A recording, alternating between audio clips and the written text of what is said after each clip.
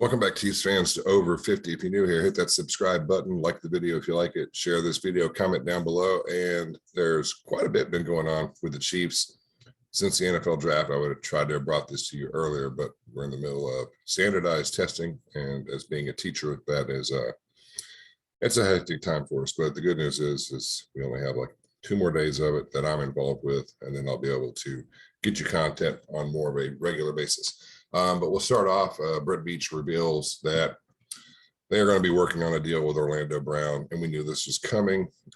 This is a smart move for Kansas City. It'll do things like, one, secure him for a longer period of time, so you'll have that left tackle protecting Mahomes' back, protecting his 6. And it also can free up some cap money so that the Chiefs could maybe possibly do some wheeling and dealing with, I'll get into in a second. But just to go ahead and look at this a little bit more. As Brown heads into his 5th NFL season, the 3-time Pro Bowler has yet to sign an extension deal. So that's going to be coming. We have a ton of time to talk, Beach said. And you guys know how the Chris Jones deal went, where it was right there towards the end. It's typically how all these things go, where there's no rush on either side. So that they're turning the organization's going to turn their attention towards Brown after the draft, and currently Brown is operating without an agent, so I don't know if how much that's going to affect things or not. Moving on to another bit of information that I think is interesting is Justin Ross was medically cleared. I don't want that to play, so I'm going to pause that. Medically cleared to play per Brett Beach. So Justin Ross, if you don't know, he's a wide receiver out of Clemson. He went undrafted. He had I don't even know how to, words don't describe it. Just an amazing, phenomenal freshman season with Trevor Lawrence when Clemson beat Alabama for the national championship. He had like 46 receptions, 1,000 receiving yards, well over 20 plus yards per catch, and like 8 or 9 touchdowns.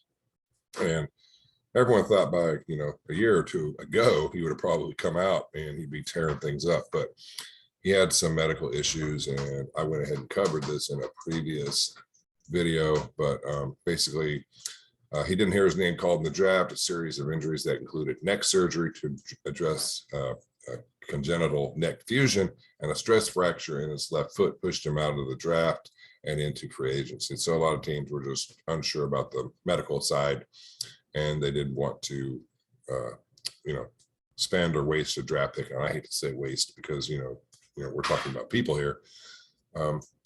One team was ready to take a swing at acquiring Ross despite any medical questions. Chief GM Brett Beach said Tuesday the organization felt good about signing Ross after evaluation by the team doctors. He went on to say, I know how good our medical staff is. If they tell me yes, I feel good. If they tell me no, I don't try to become a doctor all of a sudden. So that's pretty smart. I mean, let your medical team do what they want to do. So Justin Ross, we'll have to see what he can do. See if he can maybe, get some of that form back he had as a freshman. Again, quite a bit of news here, so I'm trying to cover it quickly for you so you don't have to spend an eon here. But I included this, who will Clowney and Ingram suit up for in 2022? I included this because I think these are 2 guys that Kansas City should look at. I've talked about Clowney before the draft. I think definitely bringing Clowney in, if you can get him for, 10, 12 million a year, not much more than that, I think that would be good. Having him and Frank Clark, Chris Jones, and you've got Karlaftis that can rotate in there. You've got Michael Danny. You've got some pieces. I think that line becomes really a concern for opposing offenses with Clowney in there. I know he's never been the double-digit sack guy that people thought he would be out of South Carolina, but he did have 9.5 last year. So, that's good. So if he can come and bring some pass rushing, he's always been tough against the run. So it'd be interesting to see where the Chiefs go with that. I mean, personally, if they can get Melvin Ingram for, a $4.4 million contract, I know that, or I think they have had my phone on me when I started this. But if they do like a $4.4 million contract for Ingram, that secures a compensatory pick. So, that's something that, could be, could be a deal. I mean, I don't think that he's worth much more than, that amount of money. So you throw that at him. If you sign him, hey, great. He's familiar. We all remember what he did in that Denver game when he just blew up the backfield. The ball came out and it was a scoop and score, I think, by Nick Bolton. But so moving on.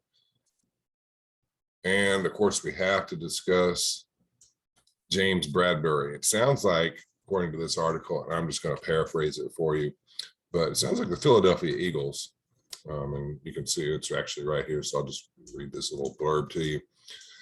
According to Justin Miller of the NFL Draft Network, Howie Roseman and the Philadelphia Eagles would be ready to go aggressively pursue Bradberry if he becomes a free agent. This is obviously not what the Giants want to see. They don't want to see him twice a year in the same division. Now, I think if Kansas City can't go and get Clowney, I think Trent McDuffie is great. I think he plugs in as a starter. I think it was a smart move, trade up, get him in the draft. Bada boom, bada bing, problem solved. So you replace Charvarius Ward. So you've got Rashad Fenton, you've got McDuffie, you've got Darrius Sneed, and there's another corner that I'm going to talk about here in a moment. If you can go get Bradberry, I think is a fringe one kind of guy, but and I covered this in a previous video. He had some pretty good stats last year. So with not Josh Norman, with Stephon Gilmore, already being signed, Bradberry's probably the next guy that Kansas City could go and get, and I think that that's something that they ought to look into. And the Chiefs have already, if you weren't aware of this, they traded for cornerback Lonnie Johnson Jr., giving up a conditional 7th round pick. So Lonnie Johnson Jr. has had kind of an up and down kind of season, or career, I should say. Now, last season, I think was his best season because I believe he had, in 3 seasons with the Texans, he has 172 tackles, 13 passes defense, and 3 interceptions, with all 3 of those picks coming last season. So I look at this as sort of like a Mike Hughes 2.0 kind of move, where we got Mike Hughes and, we had to give up, I think, a 6th rounder for him. Mike Hughes was okay, as long as you didn't need him to really, play significant time and have to shut somebody down. He could come in and do things here and there. He could return punts for you. So I think hey, it's worth a 7th round pick.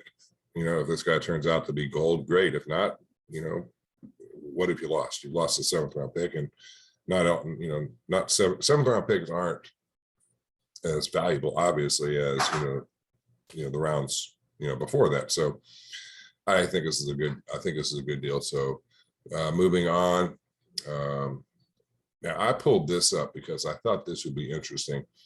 This is Orlando Brown's scouting combine grades. But Orlando Brown was drafted in the 3rd round by the Ravens, coming out of Oklahoma. At a 6.20, eventually will be a starter.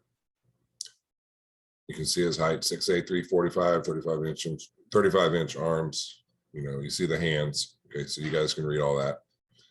Come down here, look at the combine results. There's just 40, bench press, vertical jump, all that. Now look at Darrius Kennard. Now, this is the tackle, out of Kentucky, that the Chiefs traded up for. His prospect grade is better than Orlando Brown. He's not as tall. He's got the arms, but his hands, he's got huge hands. I mean, much bigger than Orlando Brown's. And if you look at his combine results, I'm just go back and forth. He's faster in the 40. He didn't do the bench press. Vertical jump, better broad jump. Slower 3-cone drill. The 40-yard shuttle was a little bit slower, but I think that Darrius Kennard could be just a steal. I think he might be he's the steal of this draft. I think he's this year's draft what Trey Smith was to last year's draft when we picked him up late. I think going up to get him was great. And I think this guy could play tackle in the NFL. Does he probably kick in to guard? I think so. But why couldn't he be the right tackle this year if Lucas Niang isn't ready to go? Because I think if I remember right, tore that patellar tendon. So he's we don't know what his status is. And yes, I get it. Andrew Wiley is a little bit better than serviceable at tackle. I mean, he was able to handle it last year, but I mean, if this guy, can do it, I mean, Kansas City could really be set. But that's what I have for you guys. This video hopefully has not gone too long. If it has, you haven't stayed around for it. But if you did stay around, check the video that's going to be down in the bottom corner. You might find it interesting. Hit that subscribe button, share, comment, like, all that good stuff. Until next time, Chiefs fans, I will bring you the news. It might not be as soon as it breaks, but I'll get it to you. So y'all stay safe. I'll catch you later. Out.